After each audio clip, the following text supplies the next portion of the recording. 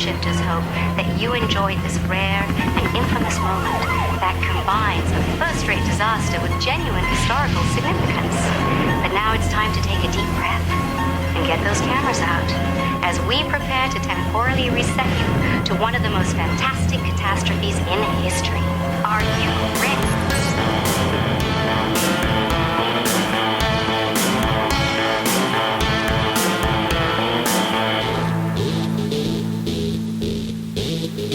Everyone, and welcome back to the Time Shifters podcast. Our first episode of 2024, Tom. Too old to quit. Absolutely. Happy New Year, everybody. Happy New Year. Everything that's been going on, gearing up to the holidays and everything, has kept me a little busy. No. Son is home from school, Yep. So I took him to go see Godzilla -1. So now I've seen that twice. Yeah, two more than me. Damn it. You've got to catch up. I do. It's just as good the second time around. I cannot wait to watch it again. Other than that, I don't know if I've mentioned it on the show prior to this, but we have finally cut the satellite. I know we've talked about it in the past. Yep.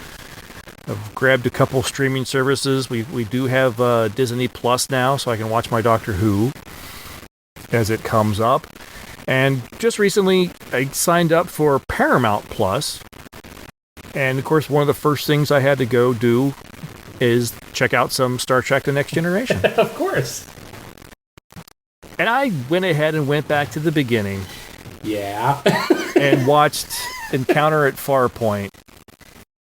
It's so interesting to watch that when you know what they're capable of. And how that show progresses. The show that we see at the end of All Good Things is not the same show that we see in Encounter at Farpoint. No, in fact, dialing into any of first season, and first season in particular. Second's still a little cagey, too. We all know it doesn't get great until the third season. But that first season, it's cringeworthy.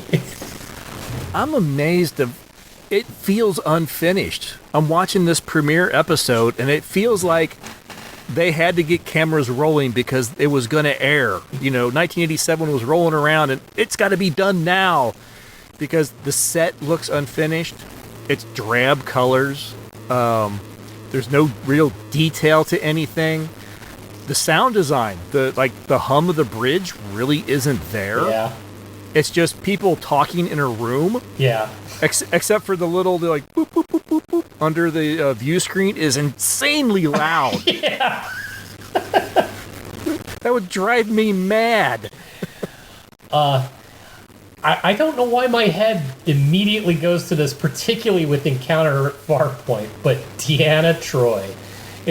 In the first episode, she's just overwhelmingly bad. You really honey, this is the 23rd century. Let's kick it up a notch and not be so, whoa, woe is me, kind of about every scene. Well, if I'm not mistaken, I could be wrong, but I feel like her first line is, I feel something. Yeah. It's way too over the top. And did I get that wrong? This is the 24th century. Yeah, I think it's the 24th. Yeah, now, Kirk's 24th. Yeah. Anyway, but the performance is just way over the top, and you're like, oh, everybody's performance is OTT. Oh yeah, no. If anything, and with Patrick Stewart at the helm for the first time and on this and all that, you could have convinced me that they thought they were doing a stage play. Because they're over-emoting everything, as if people in the back of the room have got to understand what you're doing. Like, guys, you're on camera. We can edit. Right. I mean, and understandably, no one really knew who their characters were. No, and that's a given. That's absolutely a given. But it's just amazing how much they didn't know who their characters were in those early episodes. It's all so... God, everybody is so quick to phaser, for one thing. Well, I mean, this is while Gene is still very much involved, and he is making his late 80s version of what he just finished in the 60s, so... Yeah. Oh, and it feels so much like Gene Roddenberry's Star Trek. The scenes on the planet when the old city's being attacked, and you feel like that is the same backdrop they used on every alien world of Star Trek. There's that, and all of the loud colors of everything. Everything's a show. And like, yeah, Gene, this is... I don't care how far in the future, people still gonna not be quite that out there. I got a kick out of the old city's being attacked. There's explosions everywhere, and Riker's down there. Oh, there's heavy casualties. It's being hit really hard. And you look, there's not a soul to be seen.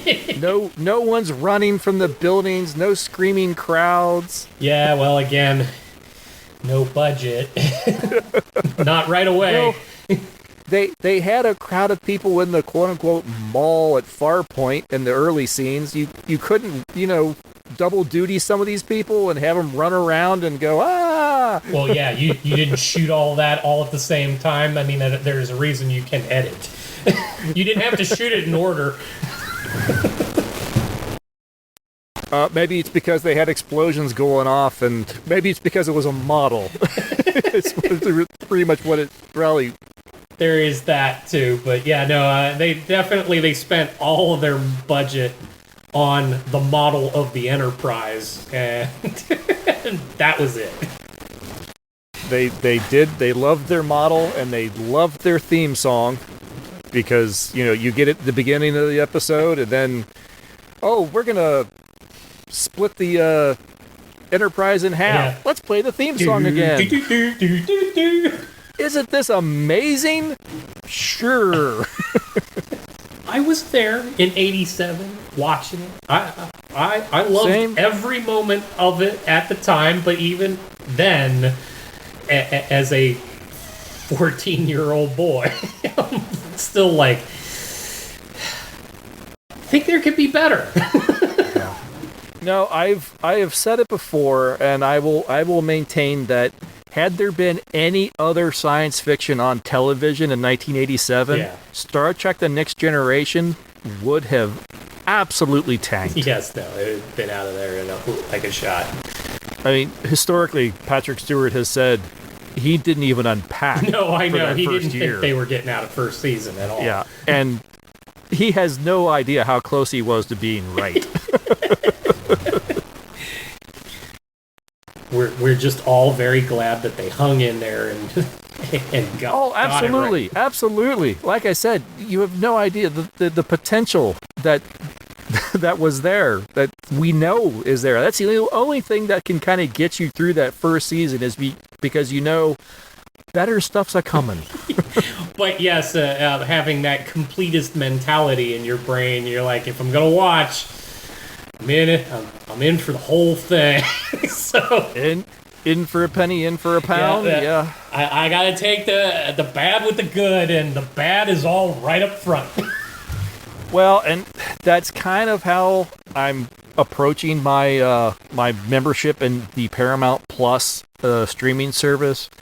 Is I'm gonna go back and I think I'm gonna watch some of the stuff that I've faded out on and try to complete it. The Deep Space Nines and the Voyagers. Yeah. I've seen most. Oh, I have too, and I haven't completed either of those myself, and that's coming from me. Right. I saw the first few seasons of both, and then I kind of faded, and then I watched like the finales. Oh, see, I haven't even bitten off the finales on those. I have actually rewatched the entire Enterprise series instead of finishing Deep Space Nine and Voyager, and particularly Voyager. Yeah, I think that's a series I definitely want to revisit again too. That's one I keep thinking I kind of want to watch, and then I never actually pull the trigger. I don't think you'll regret it once you get started. It's one of those. I'm aware of the criticism. I get some of the criticism, but I think it got levied a lot of harsh criticism that wasn't warranted at all. I will defend Enterprise, absolutely. I don't have really any issues with that show. No, I mean, yeah, there's crap episodes.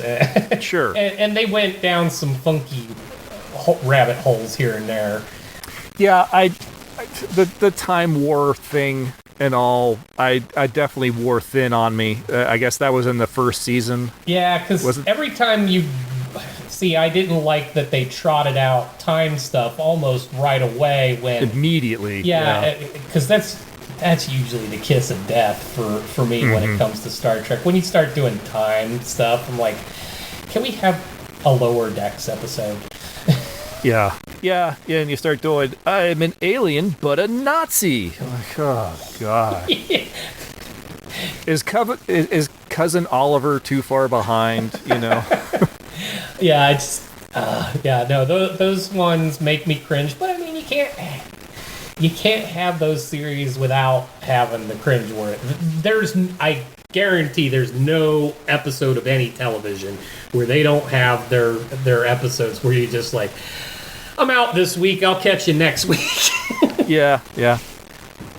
There's certainly plenty. I mean, you go back if you're just talking Star Trek, you go back to TOS. TOS was chock full. Let's be honest. Yeah. There's probably more episodes that aren't that great in TOS than are outstanding. It's just that the ones that are outstanding, I mean, they're amazing. Yeah. Yeah. They're the reason Star Trek carried on beyond its original 3-year life. Without those, the rest of it was gonna tank everything. So yeah, I'm gonna have fun with Paramount Plus because I think that's gonna be my sort of. It's almost time for bed, but I got an hour. Yeah. I'm gonna watch a Trek. Yeah. Why wouldn't you? Yeah, exactly. Stop it, Nemesis. I'm not watching that film again. I actually decided I got a couple cabinets of DVD and Blu-rays, and I've once again outgrown them. I have a stack of additional DVD and Blu-rays sitting on the floor next to them. Yeah. And I was just talking to my son. I was looking at it, I was like, I need to do a purge again. I've got a handful of things on another shelf that are like, these just need to go to Half Price Books. And I told him, like, hey, you're home all day. If you want to go to Half Price Books and take these with you and, you know, get my $6.50 or something for them, you're welcome to. So I'm going to need to go and do a purge. And I was looking at the old set of Star Trek, the original films. Yeah. The first 6 films. Yeah. And it's a DVD box set. And I was looking and I realized that 5 was missing out of this box. Yeah. So I still had it on the shelf with all the new Blu-rays that I've bought to replace the DVDs. Yeah. And I just like, I'm not investing in a Blu-ray for 5 because I don't like that film. No. So I just left the DVD there. And then I started thinking, I'm literally never going to watch this again. No. I've watched it the first time. I saw it in the theater. Mm-hmm. I've done maybe I was too hard on it. I'm going to watch it again at home. I'm never going to watch that film again. No. So I took it off the shelf and put it back in the box set. It can go to Half Price Books. I'm not going to have Star Trek 5 in my collection. I don't need it. No. It doesn't fit into anything. It doesn't lead up to anything else. You could easily go from Star Trek 4 to Star Trek 6 and not miss a beat. No, absolutely. It's just so terrible. It's absolutely an abomination. Yeah, I'm trying to think if I've watched or done anything else. I don't think I have. It's just the Godzilla and finally getting back into some classic Trek. Yeah, and that between the holiday rush of things, trying to bring the semester in for a landing, and I kept up with mostly Monarch. Actually, the one thing I would bring up, though, aside from Monarch, we've talked Godzilla, and Monarch it's fun, but it's a mess. But the one thing I was going to mention to you is I found myself home last week sick. And so to have on background as per usual, I had it on Pluto TV to the Top Gear channel. Just rip the knob off. Just let it run. And I happened to, they were playing them in sequence again. And they were at the last season of Clarkson and team. And I got it in my head. I'm like, okay. And then it did. It right after the last episode, which, having watched it's been a while since I caught the last episode with them. Clarkson was already removed from the show. Ooh, was he? Yes. May and Hammond had to bring the rest of the series in for a landing. They narrated stuff. They had a few things in between. And they showed the stuff where Clarkson was in it, the stuff that they had already shot. But he was not on the show anymore. Oh, curious. I wonder if I've seen those final episodes. Yeah, it was like the last two. Clarkson was already gone. He had been Interesting. fired. And then I got it in my head. I'm like, okay, I haven't actually rewatched Grand Tour from the beginning. I did that just recently. Yeah, and so I turned on Grand Tour, and it's interesting because they do that whole Clarkson's been fired, he's leaving the BBC, he gets in his car and then winds up in the desert in the U.S., and they go through all of that, and they get this show started. And while I'm watching that first one, it has the air of what we just talked about with the Encounter at Farpoint. It's not right. It's a little cringeworthy. It's like, we want to be Top Gear so bad. Yeah. That we're going to rip off everything that we did to date, only we're going to do it in a way where we feel like it's not sincere now. So I fast forwarded through a lot in the first, if you want to call it a season of, and honestly, even somewhat in the second season too. A lot of the in-studio stuff. Oh yeah. As soon as they hit it, like fast forward to the next car segment. Because we've got a suit, we've got a star coming, and he's flying it. Fast forward, and then they got even their little our star around the track. It's not that much fun. Fast forward, I skipped all that and just went back to whatever the theme of the episode was. Well, and it felt like the producers had watched Top Gear, but because this had Amazon stink all over it, they were playing it up. First off, I've never been more insulted as an American than watching the very first episode of the Grand Tour. It would have you believe all of us that have ever liked Top Gear are just base hillbillies. It plays up the hardcore stuff, and then their driver, who they named the American, who just rattles off all sorts of terribleness. Like, he's completely unsophisticated and hates all cars that aren't muscle cars from the South, and like that. Right. It's just offensive across the board. Yeah, see, that's a lot of the stuff I fast forwarded through. Yeah, and I sat there watching it, and I'm like, why am I watching this? And how did this survive to a second season? Because they've always been very kind of tongue in cheek and riding the line of decency a lot of times. That's how Clarkson got fired in the first place. But this seemed like somebody thought, oh, well, that's part of what made them funny, so let's make it worse. Right. And that'll be 10 times better, right? And it just comes off all wrong. It's not until they actually settle into their skin in the set later in the second season that they're like, oh, okay, you guys got a little more creative control back, didn't you? Yeah, it's possible. Oh, yeah, that's a possible right there. Jeff Bezos interpreted Top Gear, and you guys went with that because he threw you all sorts of cash. And then you finally got some control. I think the specials are probably the most fun out of the Grand Tours. Is when they finally go, oh, we're not going to do the Grand Tour, we're not going to do the Touring 10 anymore. We'll just do specials where we'll go to some country and take cars and drive up mountains and stuff.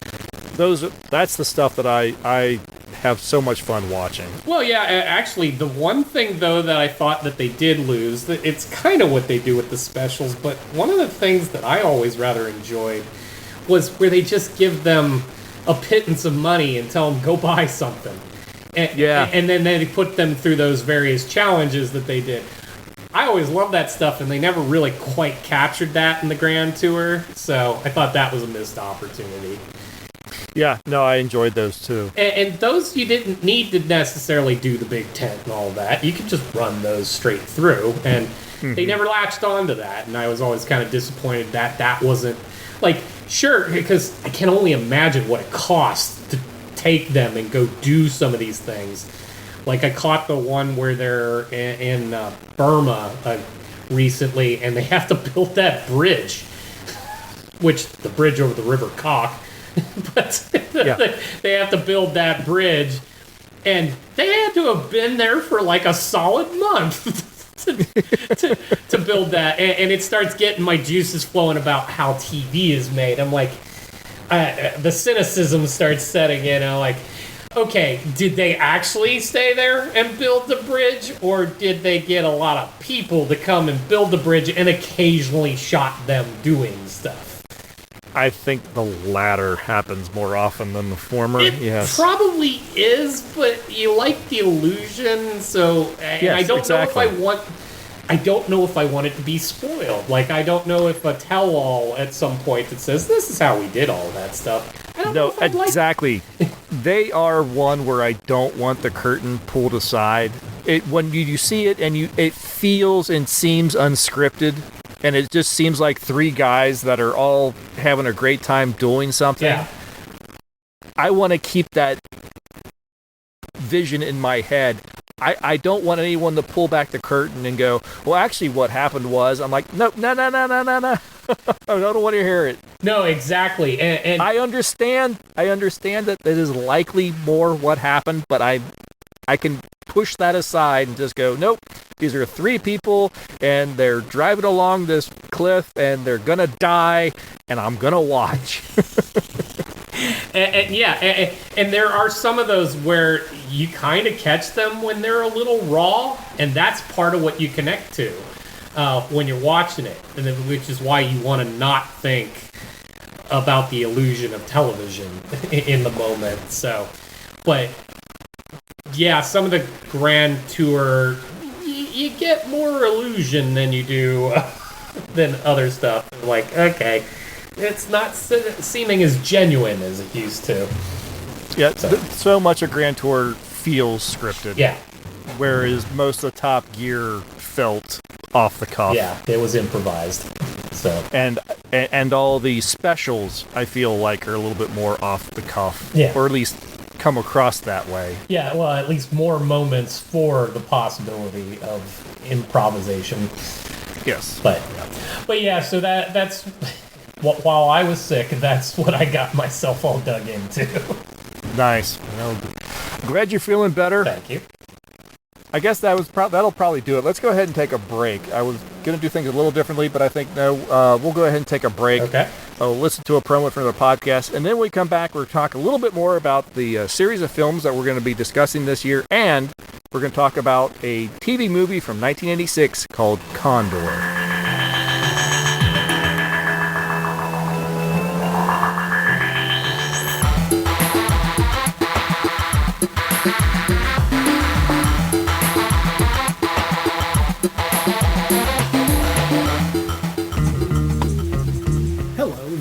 Rod Barnett. I'm the host of The Bloody Pit, the podcast that examines films from across the decades. On The Bloody Pit, we have several ongoing series of shows within the show focused on specific things in genre cinema that I and my co-hosts find fascinating. There's a long-running series focused on Italian maestro Antonio Margheriti's films from the 1960s all the way up through 1990. There's an on-again, off-again series focused on 1970s science fiction film. There's an in-depth look at the Western movies that William Castle made before he struck out on his own and became the horror auteur that we know and love. A look at the classic Coffin Joe films from Brazil. And our long-term project to look at every Universal horror film made in the 1940s. That's a long project. What's going to take us a long. Sprinkled in amongst those are various other episodes focused on other stranger areas of cinema, like Lucio Fulci, Dario Argento, and even some obscure British crime films from time to time. So join me and my rotating crew of co-hosts as we examine the stranger side of cinema through an exploitation lens. Except when we don't. Yeah, you never really know exactly what to expect on The Bloody. So join me for The Bloody Pit. Right, so the series this year, we are calling Past Futures Imperfect. So we are looking at films that took place, that were filmed and came out in the past, but they were trying to predict a future, and that future has now passed. Or at least is our current present. Or, yes, exactly. We can fudge a little into the perceivable future, something not so far that it's radical, but within 5 years, we're probably all right. Yes. So the general rules are that the future must be at least 5 years from release, preferably 10 or more. So if it came out in 1980, they're predicting 1985, 1990 at least. At a minimum, yes. The future year must now be the past, present, or at most 5 future years from the present day. Yep. So pretty much what Tom just said. And there are going to be some questions that we're going to kind of ask and we're going to be looking at in the films is, obviously, did this future become reality that they predicted? And then within that, what did they get right, if anything? Yeah. What did they get wrong? Because let's be honest, they're going to. Yeah. And do we think that this film's future, quote unquote, may yet come to pass? Which is going to make Condor a fun film to discuss. We've got a lot of fun films already on the list. We've had a few good recommendations beyond the ones that we just came up with on our own. And we're going to whittle through, and again, we'll see if we've got enough to fill the entire year. There's a lot of films that we found on our list that I feel like are just a little too fantastical, you know. They jump ahead too far, or just they're not believable. You know, they were made in like 1980 and they're set in the year 2020, but they're zooming through the far reaches of space, etc., etc. Obviously, we're not going to find any predictions or, you know, that's all wrong. So what's the point? This is where we could probably start putting a more definitive line between what is science fiction and what is fantasy. Yes. If it and we're just gonna have a sniff test to it. If it has a waft of more fantasy than fiction, then it's probably not gonna fit in the series. Exactly, because if you go and you try to Google and try to find films, you're going to get a lot of these like post-apocalyptic after the fourth world, the nuclear war kind of thing, and that's obviously there's nothing really for us to talk about. No, under these guidelines, and to just lay it bare for an audience like Mad Max. Mad Max would fit into our timeline that we're talking about, but its projection is just too far into fantasy that doesn't fit relevant to this discussion. You could almost still count the first film. Perhaps, yeah. It's a little closer, but once you move into like beyond Thunderdome and all that, you're outside the realm of really kind of lashing it all together. Yeah, exactly. So for the first film, and this is funny, I discovered this film after I came up with the idea for this year's series. I was just kind of scrounging around on Amazon Prime looking for something to watch. And I'm sure this just came up as a you might like, or I watched this film, so other people who watch this film watch this film sort of thing. I'm thinking, all right, this sounds interesting. It's about a cop in the future, and et cetera, et cetera. Like, oh, maybe this would fit, you know. I'm so glad I watched this film. As I said before, 1986, Condor. This was a TV movie that aired on ABC. It was a pilot for a series that was not picked up. The film, little synopsis. The year is 1999 or 2001. I've actually seen both years given depending on where you read about the film. And a terrorist with an axe to grind with Condor operative Christopher Proctor has escaped from prison. She has in her possession a special computer code that can give her access to armaments around the country. She has threatened to destroy the city if Proctor isn't handed over to her. It's up to Proctor, his new partner, Lisa Hampton, who happens to be an advanced android, and the rest of the Condor organization to find the Black Widow and put a stop to her before she can kill thousands. This stars Ray Wise as Christopher Proctor, Wendy Kilborn as Lisa Hampton. Also appearing are several recognizable character actors. Craig Stevens of 1958 to 1961's Peter Gunn fame. James Avery, who many people might know from Fresh Prince of Bel-Air. Carolyn Seymour and Karen Montgomery, who both appeared on Star Trek The Next Generation, several times in Carolyn Seymour's case, among many other series throughout the 80s and 90s. So yeah, there's a lot of faces in here that you're going to recognize if you grew up in the 90s. Definitely. I wasn't expecting James Avery when he came on the screen. I think it was a name that I saw in the credit. I was like, that name sounds familiar. Where do I know him from? And it was my wife, and they were like, oh, Fresh Prince. Oh, okay. It's Uncle Phil. It's Uncle Phil.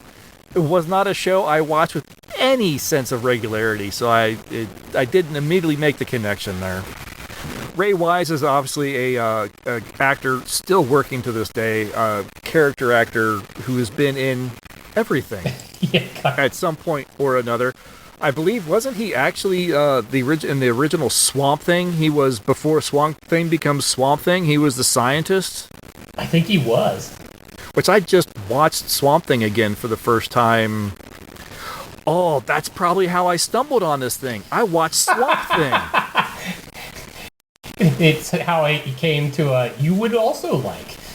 Yes, also starring Ray Wise, Condor.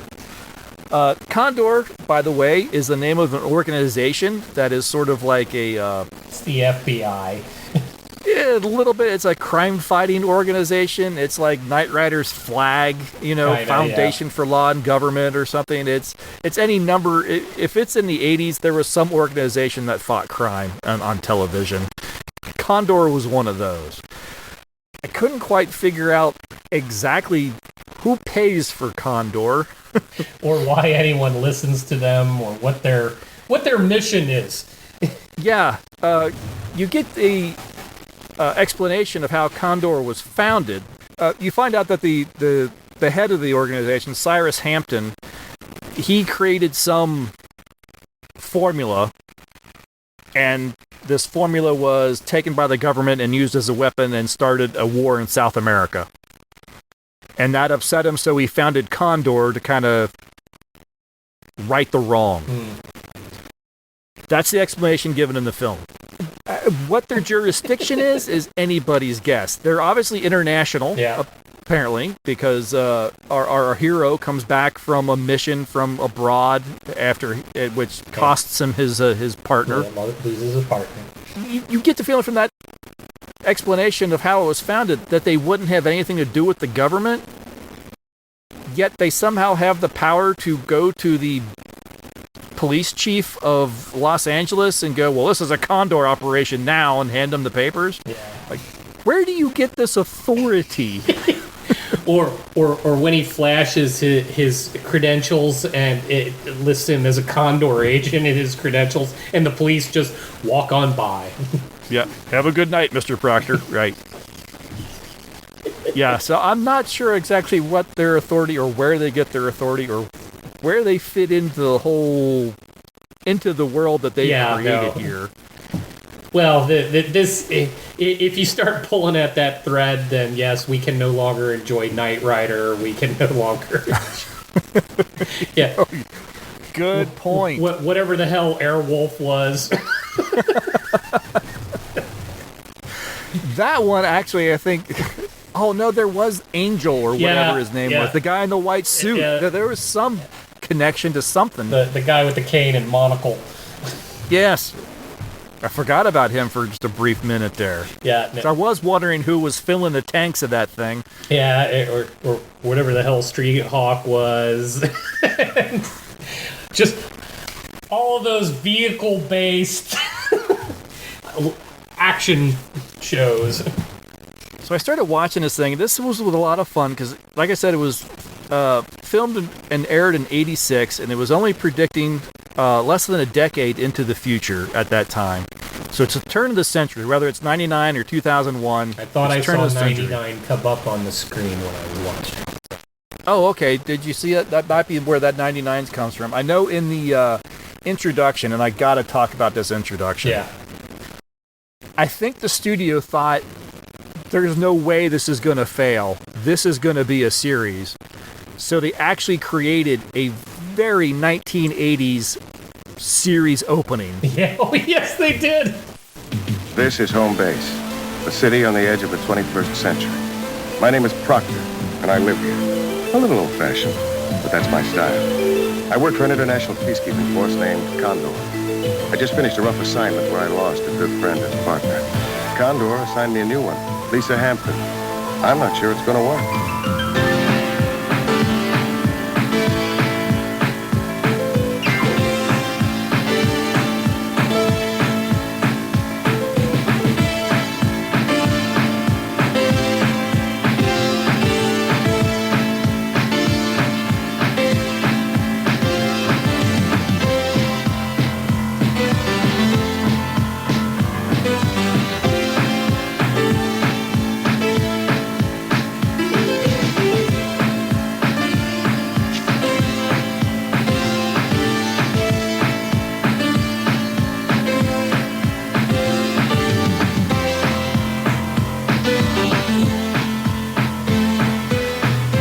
Condor.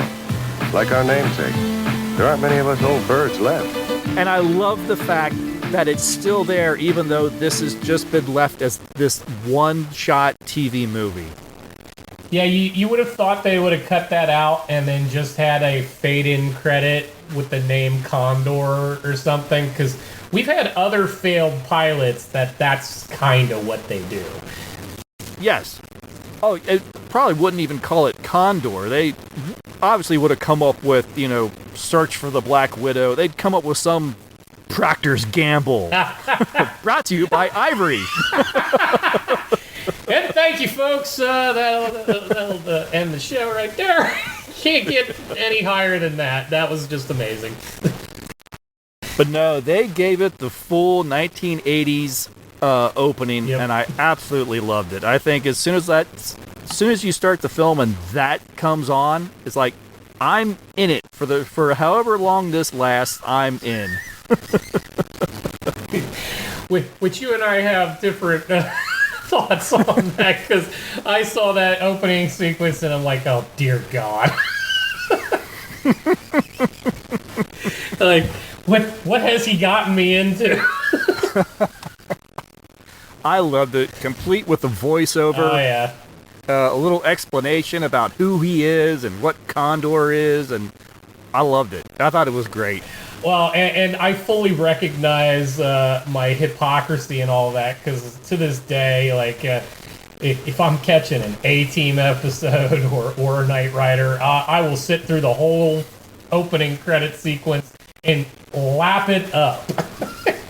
But this one, while I'm watching it, I'm like, yeah, your sequence even makes me sad.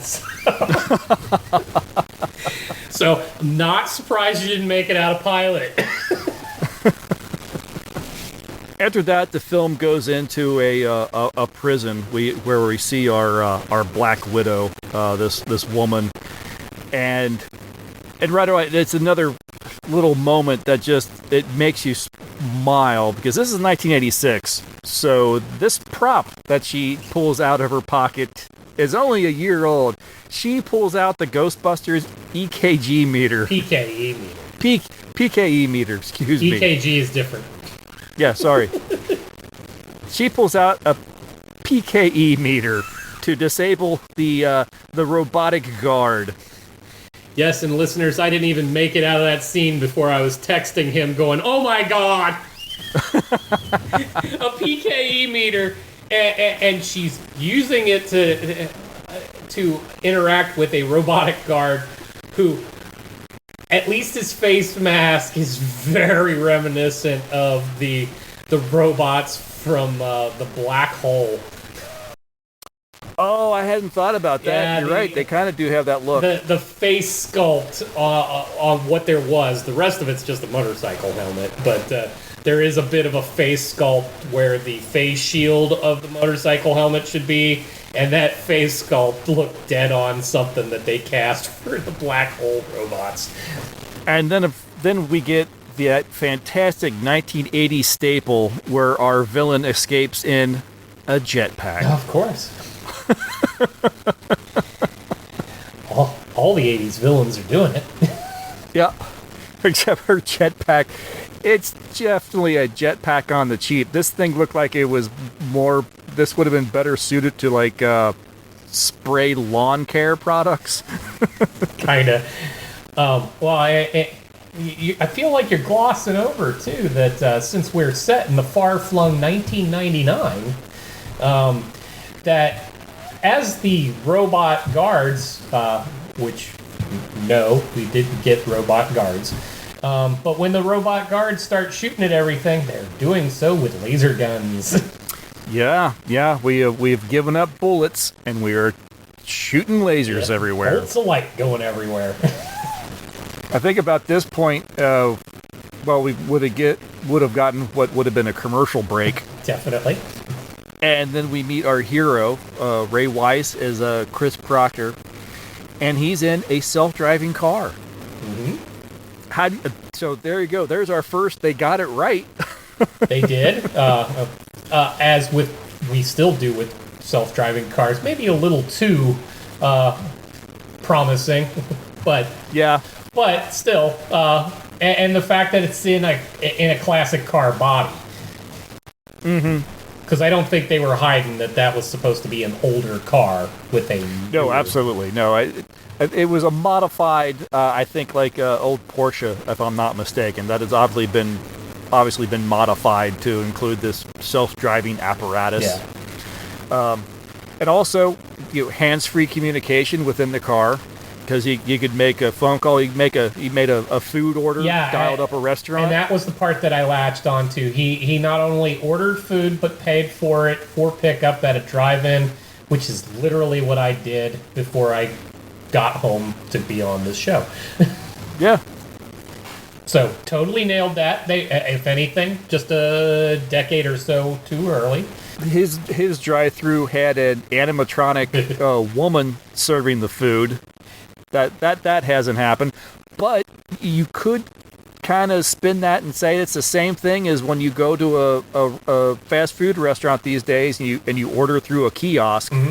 And you don't interact with a person at the counter anymore. You can't even go as far as there's a place not far from here where not only would you either order it online or at a kiosk in the place, but they will put it in an automat style box that you just open it up and let yourself into your order. So theoretically, don't have to interact with a human being at all. I found it a little presumptuous, though, that the half mechanical woman, because it's only her from the waist up. Yeah. It's just a push rod in the floor underneath, and they wanted to point that out. But they decided to make her a bit floozy-like. Yeah. And she's hitting on him as she's giving out the food. Yeah, she's hanging out, literally. Of her of her little kiosk there. And is there anything else you want, Mr. Proctor? Like, I don't know what version of the future where we're gonna have our half robots hitting on us while handing us a burger, but whatever. I think more disturbingly, knowing what our future is now, or what our present is now, there would be people that would be accepting. There would be people that would have crushes on the... it'd be a whole thing. Yes. There's probably already a spot somewhere on the internet for those folks. He gets to the Condor office, and we get to see disintegration garbage cans. Oh, yeah. That has not come to pass, unfortunately. Yeah. No, I could get on board with the idea, though. But people would start throwing people into the trash cans, and that'd be a problem. Yeah. You do wonder what sort of safety measures is it strictly non-biological? Yeah, and then how did it handle the refuge from his burger? Right, yeah, we only see him throw in his coffee cup. Yeah. So, No, could definitely use something to just destroy styrofoam, make it disappear. I don't know where it goes in the disintegration. Are we breathing styrofoam particles now? Now, as we're leaving that, and he's catching up with a friend, this woman who is in a full-body leotard, basically. I'm going to give him little props, because with the advent of the yoga pants and it being worn everywhere, I'm going to go the fashion actually kind of went along with what they had proposed. It did a little bit, yes. Yeah, so... Now, it was definitely... It's always fun watching the 80s predict the future, because the style of clothes is always still very 80s. And so are the hairstyles. Yeah, no, kind of like... you didn't stretch much there, did you? But no, I give. Granted, the full body leotard, the skin tight stuff, especially on a woman, was always a thing, particularly for the '80s, especially since jazzercise. But the notion that would be something you might even still wear in the workplace, and considering the yoga pants thing, I'm going to give it to him. That came to be. Well, it sort of works because whatever organization Condor is, apparently their ground floor is just a gym. Because everyone, the entire... He went up the elevator first. Oh, good point. Yeah, so, okay. It was just standard office building on the ground floor. Right. But he goes... Once he leaves the elevator, the first floor that he enters, it's everyone just working out and doing exercises and training openly on the floor. It's like, okay, I don't think I want my actual office just downwind from the gym, is all I'm saying. Well, true, but I'm going to give a little point to them for that, too, because the notion of a free-form workplace where you might take a break out of your day to go work out, that is a thing. It did become more of a thing. 80s that would have been unheard of, but today, yeah, having a corporate environment where you might actually just break for working out, that's very possible. Possibly, but I think in this case it was training as operatives, not just going for a workout. I suppose, but I'm going to give them a little credit because I'm not going to give them a lot for other things. I think at this point we meet our next star of the film, Wendy Kilborn as what was her name? Lisa Hampton. Yes. Who we find out is a very sophisticated android who looks just like a beautiful blonde woman. That has not come to pass. No, it's not. But they did say that she was actually a biological computer. Yes. It wasn't silicon microchips or anything. And I thought that was interesting because that is a thing that is being experimented and with today. Yeah. Yeah, we're definitely not there, but yes, they've landed on something. I'm going to jump a little ahead since we're on Lisa at the moment, though. Sure. Little off-putting when we get to the end where she's just interested in getting a kiss. Yeah. I was a little disappointed that our... Unfortunately, misogyny has not died in the future. No. And to be honest, it still hasn't. No. Much to our dismay. But to that point, yeah, the whole way around, and clearly written by men anyway, because I don't know who writes that after all of their adventures in this particular episode / movie, all she really wants to know is what it would be like to kiss Proctor, who is a fairly off-putting character all by himself. What's love like for a human? Yeah. It just starts ringing like, oh wow, you could have gone a little more highbrow, but nah. There are times, the relationship between Proctor and Lisa, he's really disparaging towards her because he's, through most of it, looks at her as just, oh, you're just a robot, oh, you can stick your neck out because if it gets blasted off, you'll just get a new one, and you can tell that she's annoyed. She's offended by a lot of these comments. You're thinking, all right, that's interesting. And I think, okay, that's someplace that you can go somewhere with. And maybe had this gone to series, that would have been, but likely, it's the 1980s, it wouldn't have.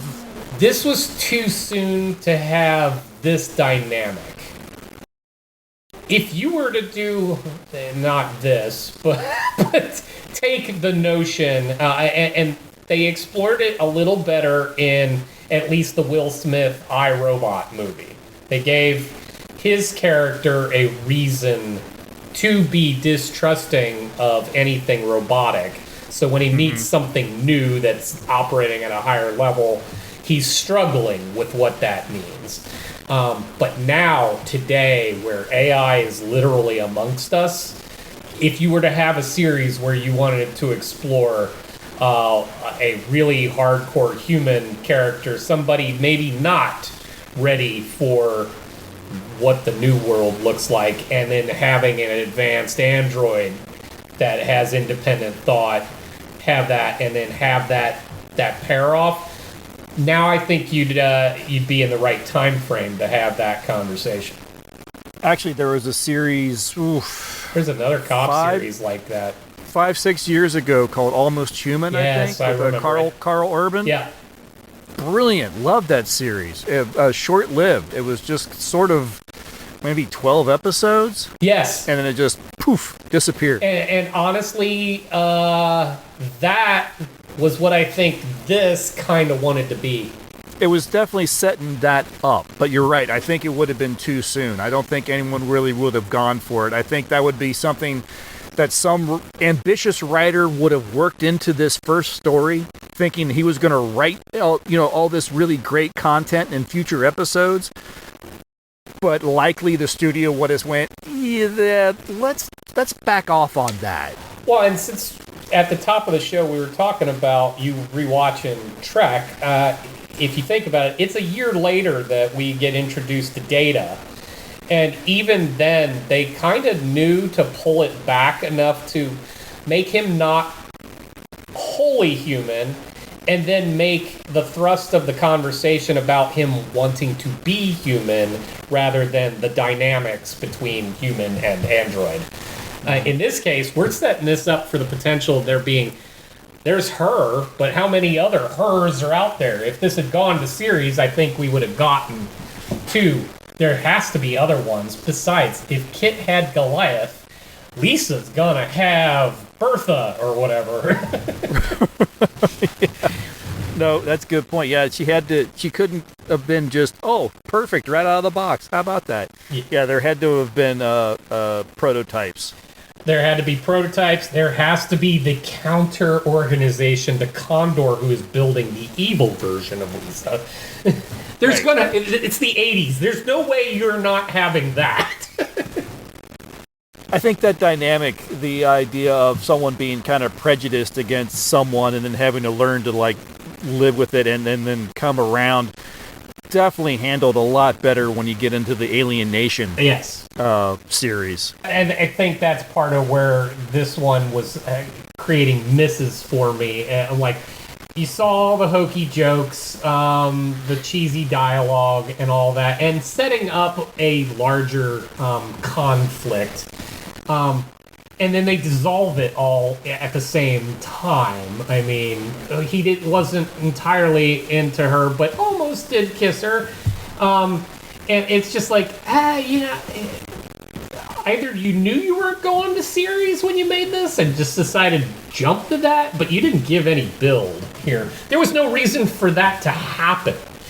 No, I agree. That's the sort of thing that would happen 2 years down the road in a season finale or something. Or it's at least the first season finale if you got that far. But I mean, it rang like this was already not great, and that one was just like, where the hell did that come from?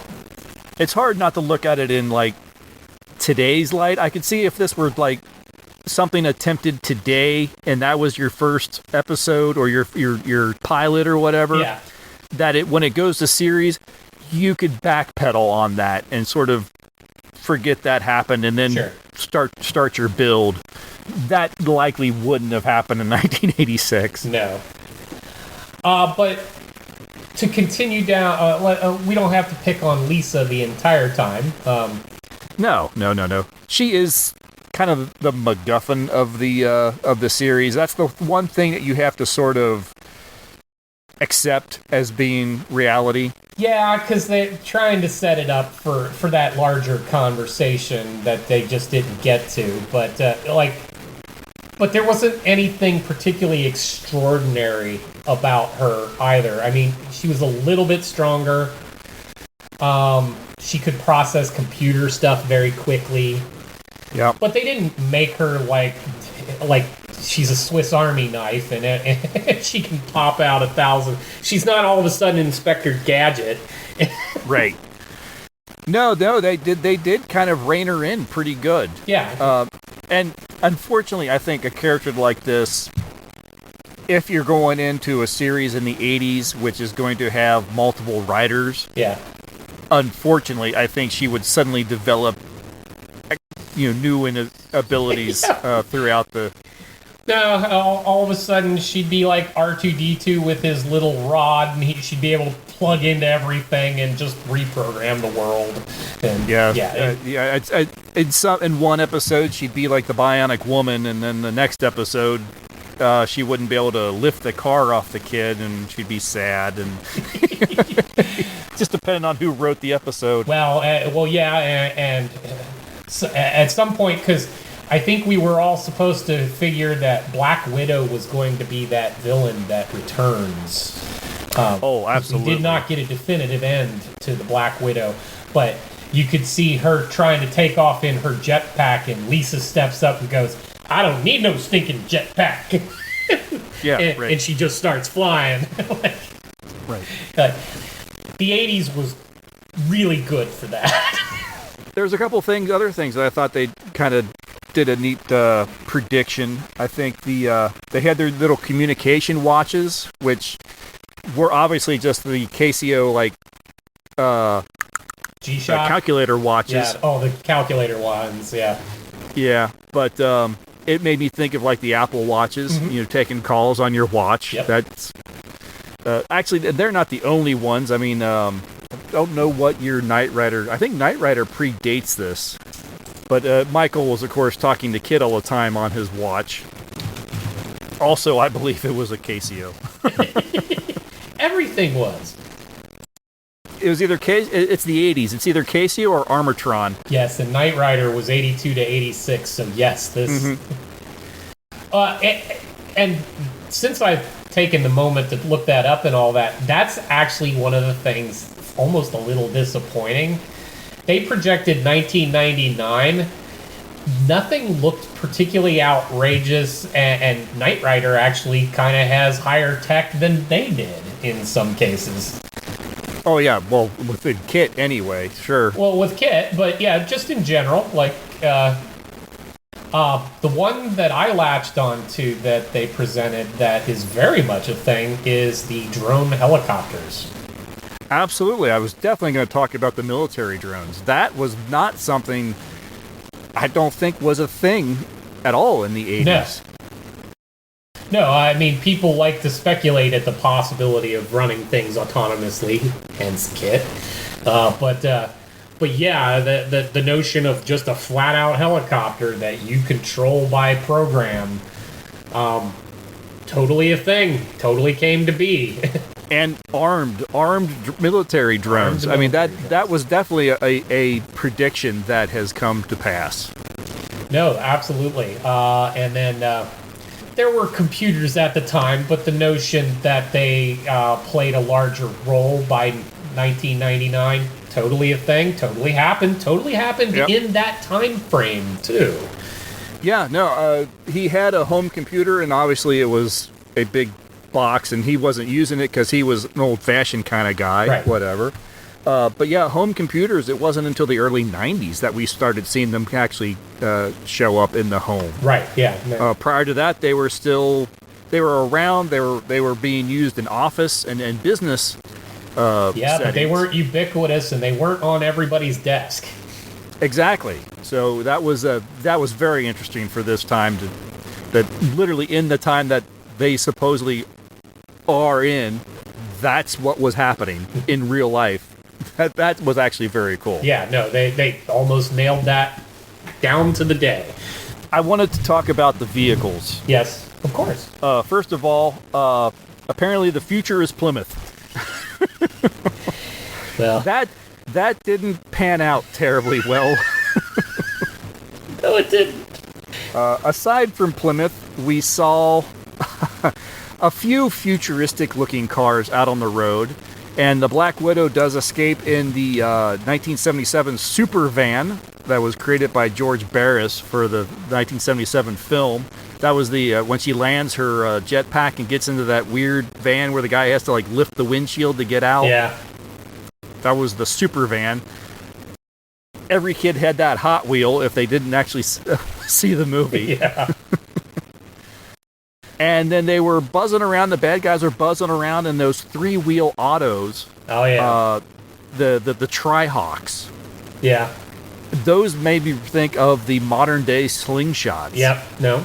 In fact, but I actually like the Tri-Hawks more than I like the slingshots. For one thing, they've got a windscreen.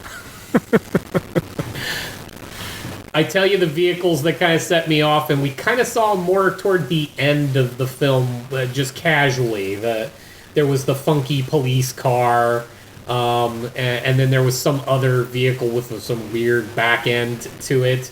Yeah, it looked like almost a Formula One street car. Yeah, and the thing, I double-checked the time, because RoboCop came out in 87, and I'm like, so, RoboCop borrow a few vehicles from their set? Because it was very reminiscent of those kind of things. Oh, no, I'm sure that the futuristic quote-unquote vehicles that you see in this film weren't created for this film and were borrowed from any number of things that had been created and then showed up in any number of other shows in the future and films. You wanted to almost get a bingo card to check off which thing did you think this came from? So when I watched this film, after having devised the idea for this series, I just feel like this film just fit the bill probably better than... I don't know if we're going to find another movie that really fits the theme of the series as well as this. It's predicting the future, but it's not a crazy future. Everything is just within that realm of possibility, with the exception of Lisa Hampton, the beautiful android. And the continuing to roll up your sleeves on your suit. Yes, and wear your untied boots tucked in with your him pants walking tucked into in. the office like that was just killing me. I don't know. Was the rolled up suit sleeves that far different from like Miami Vice? Well, yeah, that's what I'm saying, but that was clearly rooted in the 80s at the time, and it apparently caught on so well that it continued into 99. I just really appreciated the let's predict the future, but let's not go crazy. It just felt like a very grounded, possible future with few exceptions. Well, no, exactly, which is why this is the perfect one to kick this series off. You nailed it on the head. I mean, they didn't get... In fact, the advances... One might argue, why did they feel the need to even set it in 1999? It's not far off of where they were, other than they wanted to get some of the computers, and they wanted to justify the android. Yes. But yes, it had that grounded feeling. It had that, we didn't set it so far out that we know not every city is going to be completely leveled and turned into glass towers and all that really pretty notion of what the future looks like. So, yeah, I mean, and that's what we're looking for. This is what we want to do in this. We want somebody that understands that they're making a future thing that isn't so outrageous that it crosses that line. Mm-hmm. And I think they did a remarkable job. I don't know the writers of this thing. They see Len Jansen and Chuck Menville, not names I'm familiar with. They're not television writers that I'm familiar with, but I have to think they had to have done a little bit of research. You know, did they look into the science magazines? You know, were they reading popular science and seeing the someday in the future we will kind of stuff and going, okay, I can work with that. Yeah. Let's add that, because that was being developed, that was being talked about. They had to have done a little bit of research. All of this couldn't have just been, I think we'll have this. Thank God they didn't do the flying car thing or anything like that. I'm pretty sure at some point this year we'll have flying cars on our film. There's no way around it. And had it gone to series, had it become a little bit popular, I think Wendy Kilborn would have been she would have been the pinup poster on a lot of people's walls. She was, for the mid-'80s, Yeah. She was very beautiful. Yes, no. Not detracting from that at all. I think, and I will say, as cheesy as this was, as little as the Lisa Hampton character had to do, you're not wrong on that front. But honestly, and I like Ray Wise, but this character was fairly off-putting. He was a bit crass, bit rude, very misogynistic. Didn't seem all that particularly capable. Yeah, it seemed like a lot of people were doing stuff for him. Yeah, and ultimately, like I don't feel like he solved anything. He didn't really win at anything. He just managed to escape not dying, and he walks through there like his stuff doesn't stink.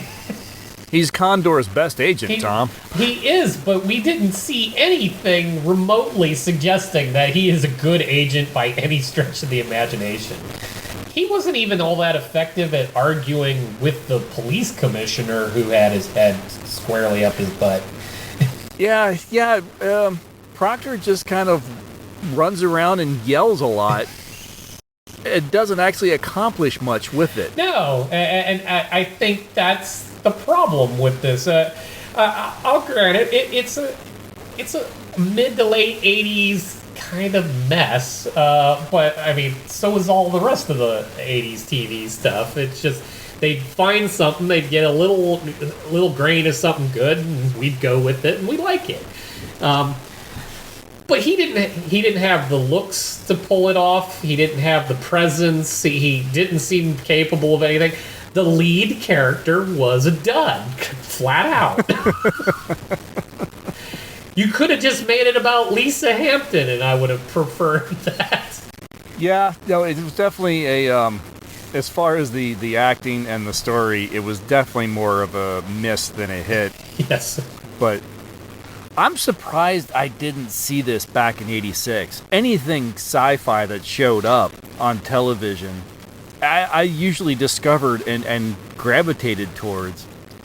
I never knew about this thing. Did not know it existed until it fell on my lap. Yeah, see, for me, 86 would have still been like 8th grade, and Mom and Dad had control of the TV, so whatever Sunday night that appeared on, we were probably not watching it. Yeah, see, growing up with a dad who was also a bit of a sci-fi fan, It wasn't too much of an issue, but no, this one went right under the radar. Yep. Yeah, well, I know you said you'd watch the hell out of this, but I mean, did you really miss it? Well, not when you think we got Star Trek a year later. Yes.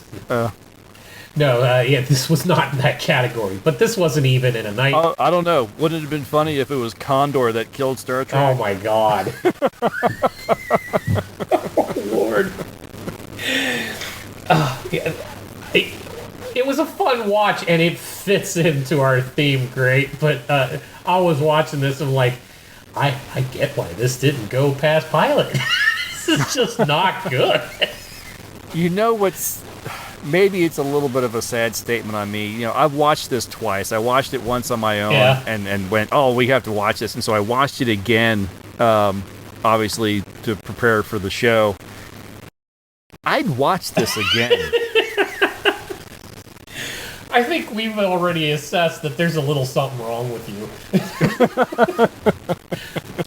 It is funny how forgiving you can be for some things that they just hit you in the right spot.